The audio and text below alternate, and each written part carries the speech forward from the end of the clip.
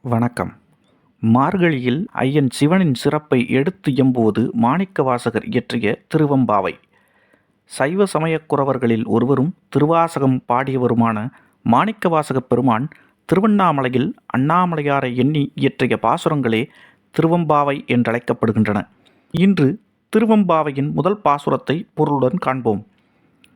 ஆதியும் அந்தமும் இல்லா அருட்பெரும் ஜோதியை யாம்பாடக் கேட்டேயும் வாழ்த்தடங்கண் மாதே வளருதியோ வன்செவியோ நின் செவிதான் மாதேவன் வார்கழல்கள் வாழ்த்திய வாழ்த்தொளி போய் வீதிவாய் கேட்டலுமே விம்மி விம்மி மெய்மறந்து போதார் அமளியின் மேல் நின்றும் புரண்டு இங்கண் ஏதேனும் ஆகான் கிடந்தாள் என்னே என்னே ஈதே எந்தோழி பரிலோர் எம்பாவாய்.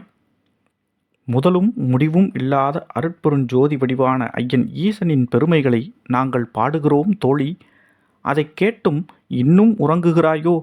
உன் காதுகள் கேளாமல் போய்விட்டதோ? சிலம்படிந்த மகாதேவனின் திருவடி சிறப்பு பற்றி நாங்கள் பாடும் ஒளியை வீதியின் துவக்கத்தில் கேட்ட மாத்திரத்திலேயே ஒரு பெண்மணி விம்மி விம்மி அழுது புரண்டு மூர்ச்சையாகி கிடக்கிறாள். சிவனின் பெருமையை உணர்ச்சி பொங்க கேட்டு மகிழ்கிறாள். நீயோ இப்படி உறங்கிக் கொண்டிருக்கிறாயே, எழுந்து வா என சக தோழிகள் உறங்கும் பெண்ணை தட்டி எழுப்புவதாய் இப்பாடல் அமைந்துள்ளது. நாளை திருவெம்பாவையின் அடுத்த பாடலை பொருள் விளக்கத்துடன் காண்போம். தொடர்ந்து இணைந்திருங்கள் பாரத பயணத்தில். நன்றி, வணக்கம்.